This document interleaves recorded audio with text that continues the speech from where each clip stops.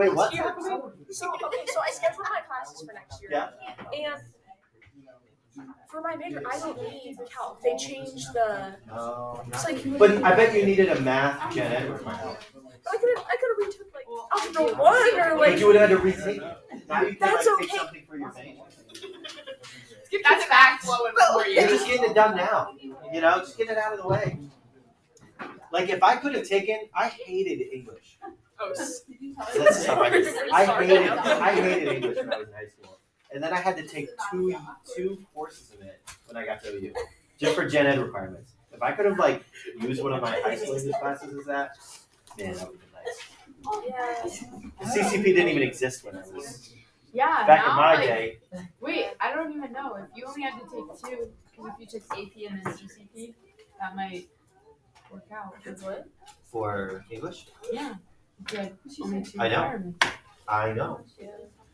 All right, here we go. You guys ready? Yes. So let's talk about where we're headed in terms of chapter 5.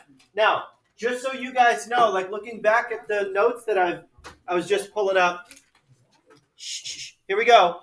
We did 4-9 and 5-1. We've got 5-2, 5-3, 5-4, 5-5, and then 6-1.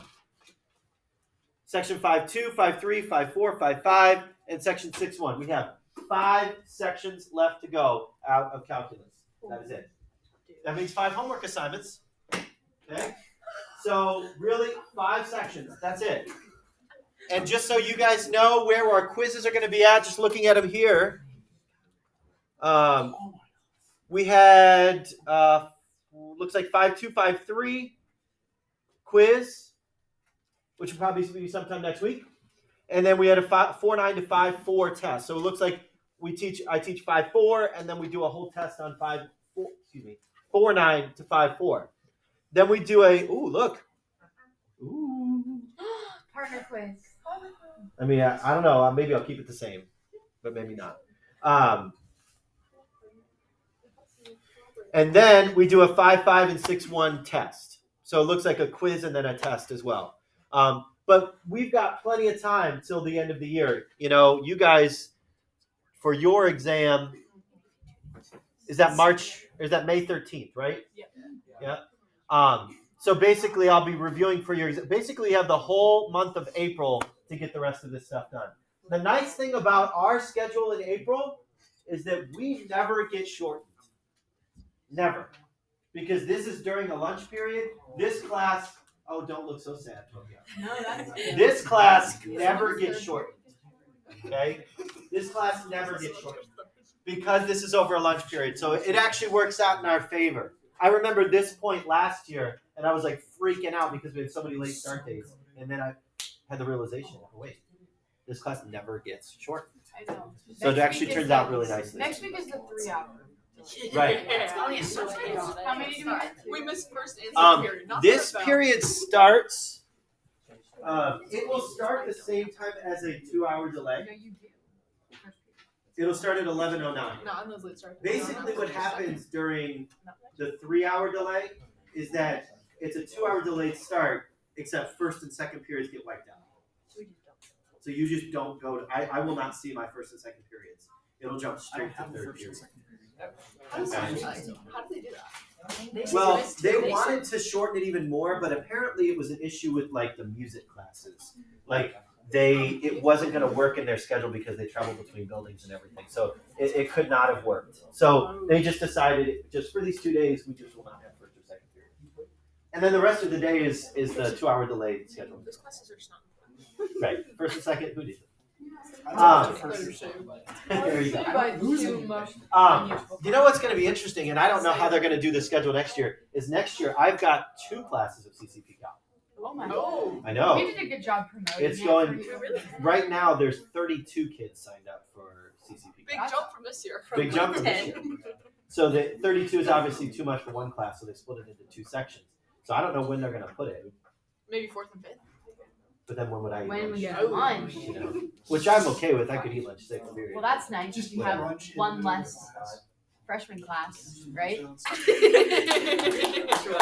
did that for you, Mr. Lembrick. We did it. Right. We promoted The community's grown. Right. So I don't know what's going to happen. Who knows if it's going to be on a lunch period. Now, today, section 5.2 is kind of the payoff to when I had said, you know how we had to really learn those areas to kind of understand what's going on in terms of how it connects to the antiderivative. This is the section where we really get into that. So let's kind of backtrack a little bit. Hi, Mrs. Apple. Do you need something? Yeah, I'm recording. We'll talk to you later. Got it. So we saw in section 5.1, back when we started talking about the sums, we saw that in section 5.1, basically look at this statement here. This looks really weird, but understand what's happening here. This is the limit as n goes to infinity. So I'm going to make n keep getting bigger and bigger, which means I'm going to keep taking more strips and more strips of area. Because, can somebody remind me, what happens the more strips of area that we take? The more accurate it becomes, right? The more the area outside of the curve becomes less and less, right? It becomes more negligible, right? So this is saying the limit as n goes to infinity of the sum of going from 1 to n, so making those strips keep getting, making the amount of strips keeps getting bigger and bigger and bigger of whatever function, plugging in xi, and we define what xi here is in a second, times delta x. What is that saying? That's saying that I'm taking the delta x, which, what is the delta x? Does anyone remember? Change in x, but like in terms of the strips. B minus a over n, which is basically like what of each rectangle? The width of each rectangle, right? This is the width of each rectangle times the height of each rectangle. And how do we find the height? We plug in the x value into f. So this is saying the limit as n goes to infinity of first strip plus second strip plus so on times the nth strip. All right? That's what we learned in section 5.1. Now, what we're looking at here is we're changing the notation a little bit. And I've got to be honest, a lot of the homework is just understanding what the notation is and how do we transfer from the old summation limit notation to the new, what's called the integration notation or the integral notation. So this is our definition of what's called a definite integral. A definite integral. If f is a function defined from a to b, and now this is what makes a definite integral a definite integral. Definite meaning definite beginning and ending point. If f is a function defined from a to b, so it's got to be defined from endpoint to endpoint. We divide the interval a to b into n subintervals, n strips, of equal width as delta x of b minus a over n, right? That's the width of each strip, b minus a over n. We let x sub 0, we have x sub 1, 2, 3, all the way up to n from a to b, right? This is your beginning point. X sub 0 is a, x sub n is b. We be the endpoints of the subintervals, and we let the x1, x2 be the sample points. Now, why am I talking about sample points? Because I can either choose to go left side rectangle, or right side rectangle, or midpoint rectangle, right? Those are my three options. Left side, right side, or midpoint. Be those sample points in between lies the so this is the definition of the definite integral. Here's the notation here, and I'm going to explain the notation. Now, this, and I will talk about it a little bit more in a second. This is the integral notation. That is the integral symbol. Okay? What does it look like? It kind of looks like a stretched out S, right? Like if you took the S and you just stretched it out, that's the integral symbol. Y and S for sum. Okay? The integral symbol is just a stretched out S standing for the sum. Now the A to B, you put your A down below, your B up top. That is telling you where to start, where to end. For a definite integral, those must be there. when we start talking about indefinite integrals, meaning from any point to any point, because first we're going to narrow our focus for only definite integrals. Going from beginning point to ending point, that's where we put it. So the beginning point is on the bottom, the ending point is on the top, which kind of is similar to the summation notation, right? Because like the beginning point was here and the ending point was up there, right? So the definite integral from a to b of f of x dx. Now, this is what will change. That f of x is what will change, okay? So inside there, you're going to see different types of functions. They could be rational. They could be trigonometric. They could be polynomial. Life is good when they're polynomial. They could be really anything. They could be logarithmic. They could be whatever, square root. Doesn't matter. But that's where the different function is going to go. Now, what is this dx doing? Really nothing. It's just a notation. That's just how it's written. Okay? So this is how I would read this out loud is the integral from a to b of f of x dx. That's how we read that. The integral from a to b of f of x dx. And what is that saying? That is saying it's the limit as n goes to infinity of the sum of strips of going from 1 to n, making the amount of strips keep getting bigger and bigger, of f of x I times delta x. Which kind of is interesting that this kind of correlates to that, right? Because when we started talking about derivatives, dx was really kind of like the differential on x. So the differential on x is kind of like the delta x, almost. Okay? So these things are kind of going hand in hand. So basically what we're doing here is we're just presenting a new type of notation to kind of simplify things a little bit. Right? To simplify it a little bit and say, so that I don't have to write out this whole summation notation every time. If I'm just talking about the area under the curve, I can say the integral from a to b of f of x dx. And this is what I change inside there. That keeps getting changed so that it creates a new function. Okay? Now, what does this look like visually? Okay, so this is saying this.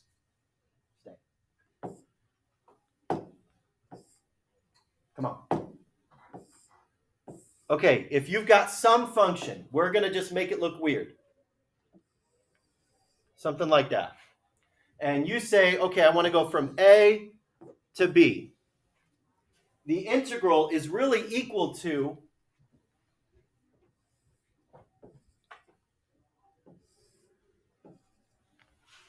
the area underneath the curve from A to B. Definite endpoints. Okay? Why? What would this change if I didn't have definite endpoints? Well, then the area could keep getting bigger and bigger and bigger, right? Or it could keep getting smaller and smaller and smaller. We've got to have definite endpoints.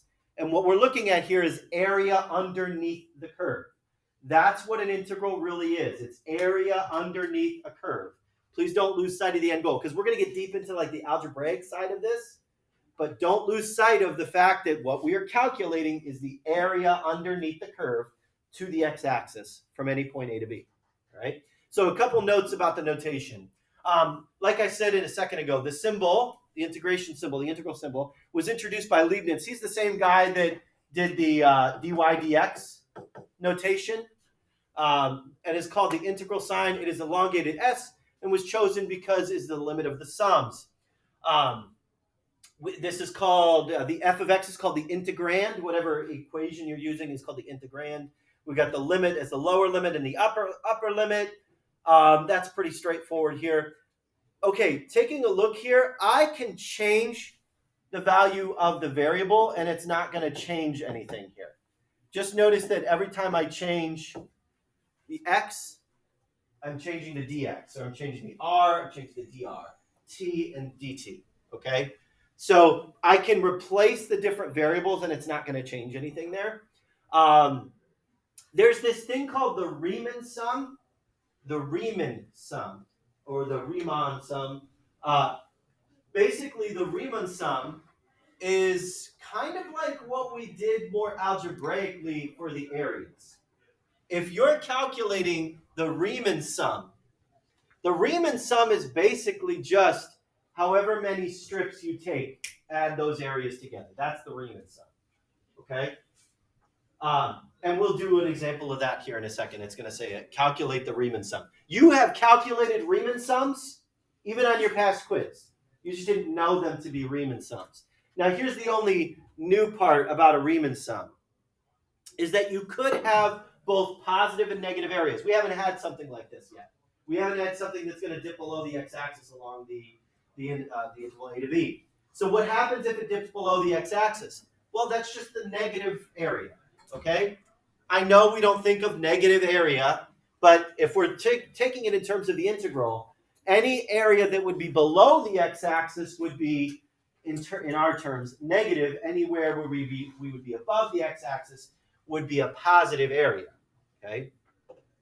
And notice that this is, if you evaluate, look at the notation here. This is really interesting. If you evaluate, if you consider more of the strips and the rectangles, that's the summation notation. If you keep it as a smooth curve, that's the integral notation. Do you see the difference between the two? The summation is each strip as its own thing. But if you talk about the integral, you're saying from a to b of f of x dx, where this is f of x. That's more of an actual value. Yeah. So when they give us a question, will they ever ask for just give us the positive and negative separate, or will you combine? It's always combined. Okay. It's always combined. So if the positive and the negative equal, you could have an area of 0. Right. A net 0. Okay. Right. And so yeah, you could have a net 0 if you really, were to write it like that. I'm trying to tell. I don't want to let the cat out of the bag too early, but I think I want to talk to you about something. So I put it in my notes.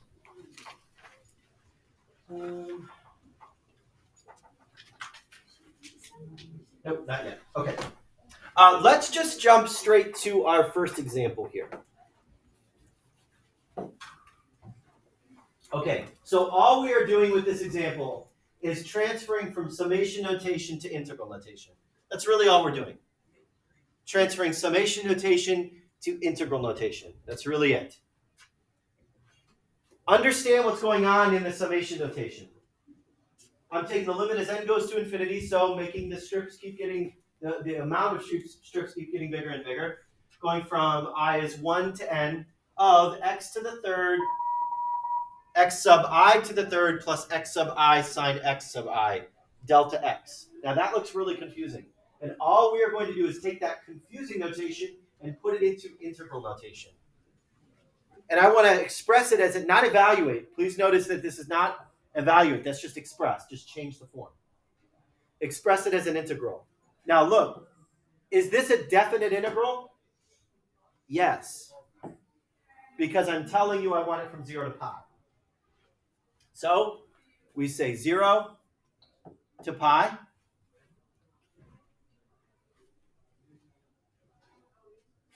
And then we write f of x dx. Well, what is our f of x in this case? Our f of x is x to the third plus x sine x. No need for any i's because I'm not drawing strips anymore. Differential x, delta x, dx. And that's really all it is.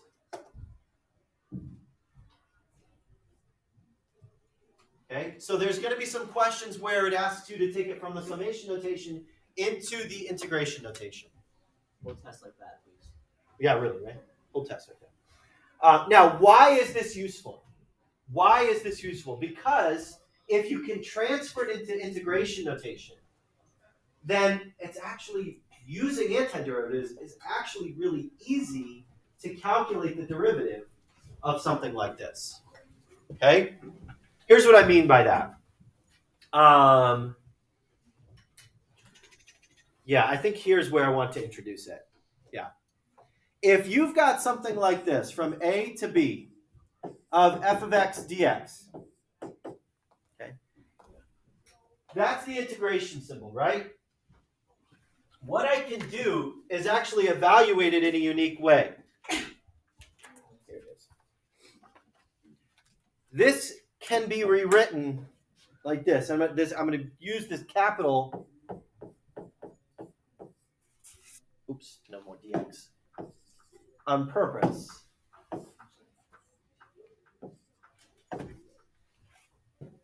Okay, what did the capital F stand for? The antiderivative, right? So this is saying that the integral from a to b of f of x dx can be rewritten as the antiderivative from a to b. Now notice that I've got this vertical bar here. What does that mean? That means I can evaluate, okay?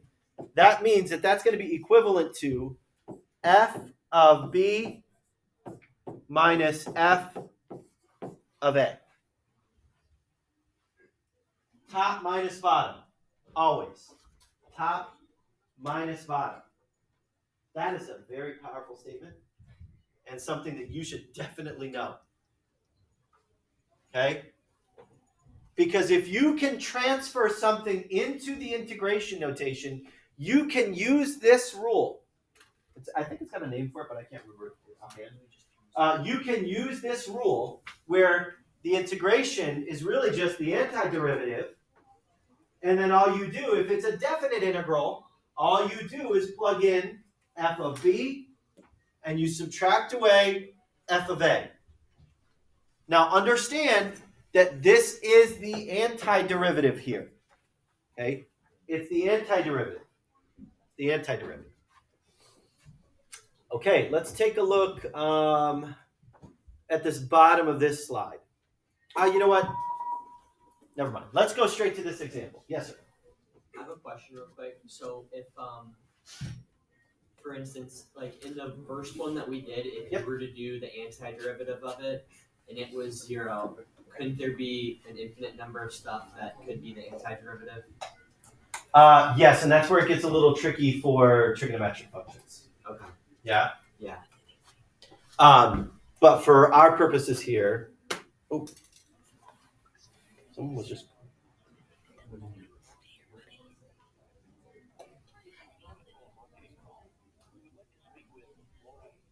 Oh, shoot. Someone's using my credit card. Oh, please.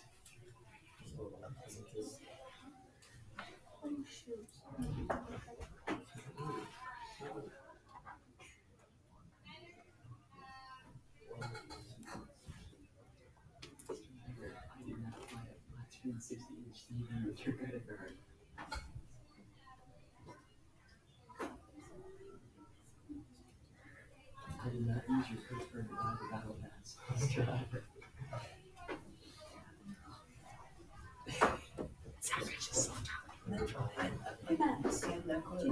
What am I supposed to wear? You have a meeting this week. How did you know? No, we just have tapping from it. What are we supposed to do? We just show up. We pick a junior. One person. Yeah, you just can't show up. There's only one person that's in the room. Really? I don't know who it is, but I just know that there's only one person.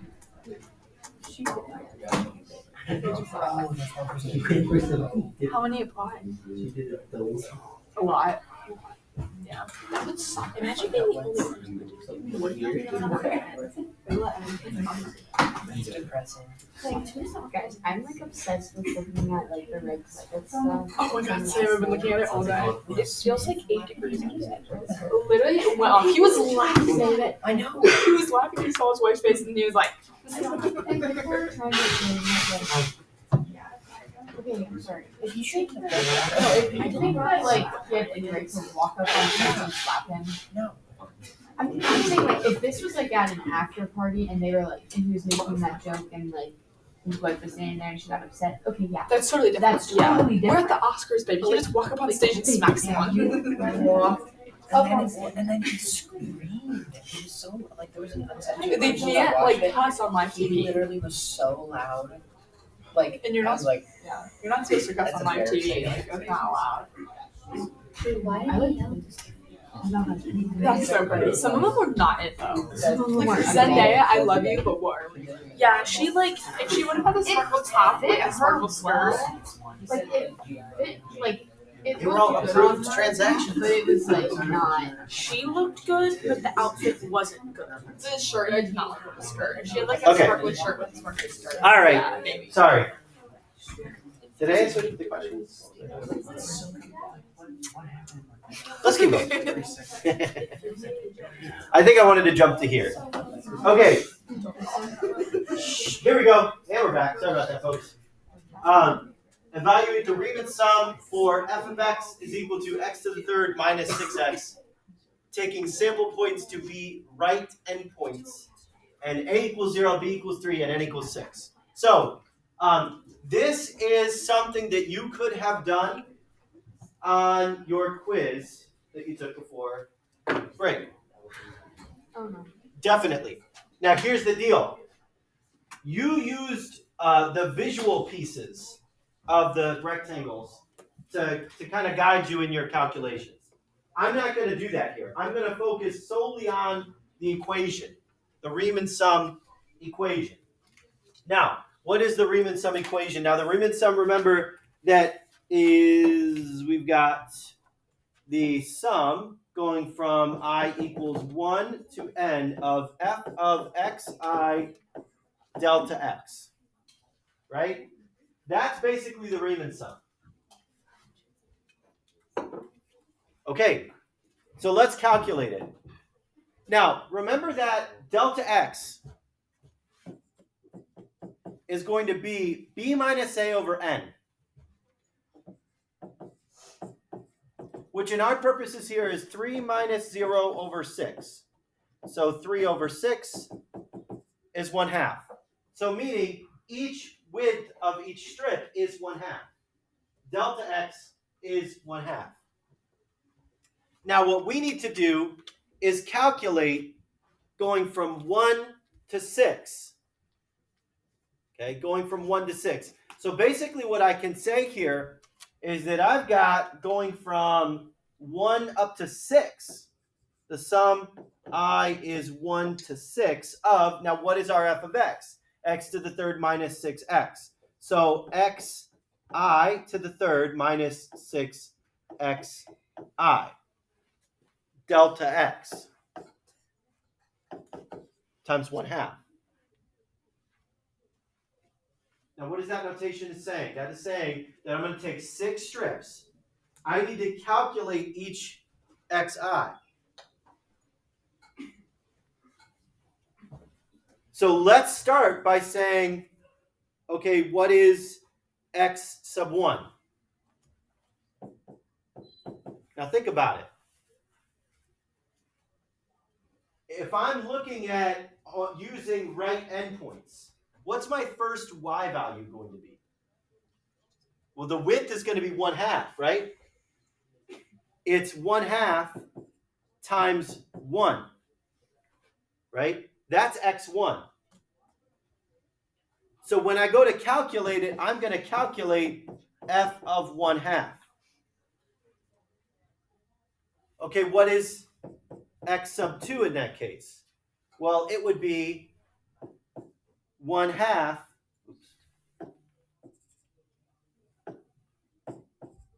times 2,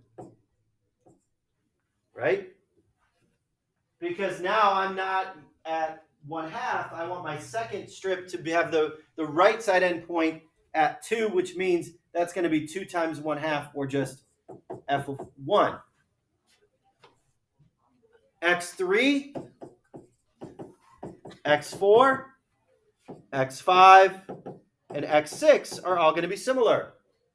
So x3, what is x3? That's 1/2 times 3. 1/2 times 4. 1/2 times 5. 1/2 times 6. So 1/2 of 3 is 1.5. 1/2 of 4 is 2. 1/2 of 5 is 2.5. 1/2 of 6 is 3. So the Riemann sum says this. It's going to be delta x times each value in between there. F of 1/2, I'll put it in decimal form. F of 1, F of 1.5, oops, forgot my plus sign.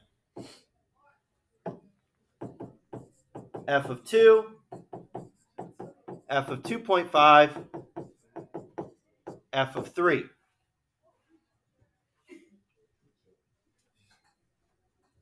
That's our Riemann sum, which again, you calculated back on your quiz before break. You were just solely focused on the image of seeing each one of those strips in there. All right, let's evaluate. So remember that f of x is that x to the third minus 6x. So let's plug in 0.5. So this is 1/2. And we got 0.5, plugging it in. We got 0.5 to the third. No? Hello? Hello? Oh, that's just, this calculator's still on spring break here. Can I close? No? Can I force quit you? Yeah. He's now hacked my computer. He's got control of my TI Smart View. End task. Here we go. Jen, yes. Schmin, yes. I got this. All right. Come on. Oh, there we go. Okay, so we got 0.5. 0.5 to the third minus 6 times 0.5. All right, that's negative 2.875. Plus, and now we have f of 1. So 1 minus 6, basically, negative 5. F of 1.5. And that's going to be, I'm just going to be a little cheater and McGeeter here and do negative 5.625. All I'm doing is plugging in f of 0.5, f of 1, f of 1.5. F of 2 looks like it's a negative 4.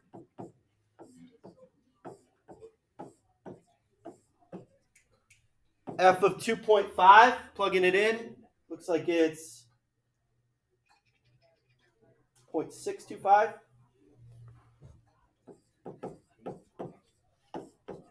And f of 3 looks like it's 9.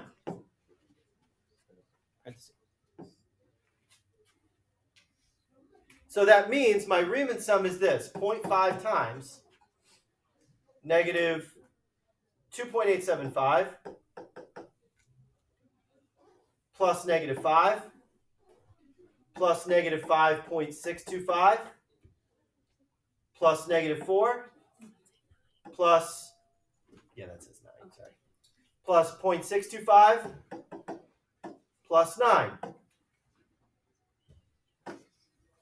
So there is my area. There's my area. What in the what is happening? There is my area under the curve. Calculating 6 strips at subintervals of 0.5 width. Now, is there a lot of error in that? Yes. So here's what we're going to do. I would like to calculate this same integral using its antiderivative. I'm going to calculate this same integral using its antiderivative, so using this rule. So let's take a look here and evaluate from 0 to 3, x to the third minus 6x dx. So the integral for going from 0 to 3 of x to the third minus 6x dx. That's really what I would like to do. Well, how do I find the antiderivative? Kick it up 1, divide by the power. Kick it up 1, divide by the power. Now, my plus c, whenever you're working with an antiderivative when you're finding the integral, the plus c is actually negligible. You don't have to worry about a plus c when you're working with a definite integral. Only definite. When you're talking about indefinite, that's a different story. But when you're talking about definite integrals, I do not need to worry about the plus c. And we're going from 0 to 3. All right. So this is x to the 4th, just reducing it a little bit, x to the 4th minus 3x squared going from 0 to 3. And now remember that this evaluates to be f of b minus f of a. Top minus bottom. 3 to the 4th over 4 minus 3 times 3 squared minus f of a, 0. 0 to the 4th over 4 minus 3 times 0 squared. What's wrong, Grace? Why are we plugging in 3? Because that was the top number. Oh. Because it was 0 to 3. Yeah. With a definite integral, you plug in the bigger number first. Oh, it's The- f of b minus. F of Okay, b got minus it. f of a. Yep. So all I did was plug in 3 and evaluate, and now plug in 0 and then evaluate. Well, the nice thing here is it's actually really nice when you have a 0 starting point, because what's this all going to turn to? 0. Right? So this is going to be 81 over 4. 3 to the 4th is 81. 81 over 4 minus, okay, 3 squared is 9, times 3 is 27. All minus 0, all on the right side, right? So let's evaluate that. 81 over 4 minus 27. Negative 6.75. So how much error did we actually have? A lot, right? We had a lot of error. Now, we only used 6 strips, so that makes sense that we do have a lot of error, right? If I were to have used 26 strips, well, then it would be a different story. I would be much closer to my real area of negative 6.75. Okay. Remember that very first day that when we did that x squared, and I wrote on the board using its antiderivative? We did that whole long process of proving the fact that it was going to be like 1/3 or whatever that was. And then I said, here, take a look at the antiderivative. That's kind of like what we're doing now. Okay. We're using, this old method that we had before and kind of verifying our new method with that. If we had gotten like a negative 50 or something like that, obviously we would know our answer would be weird and thrown off a little bit. Okay. All right, let's pause there and pick up right here tomorrow. I think I kind of get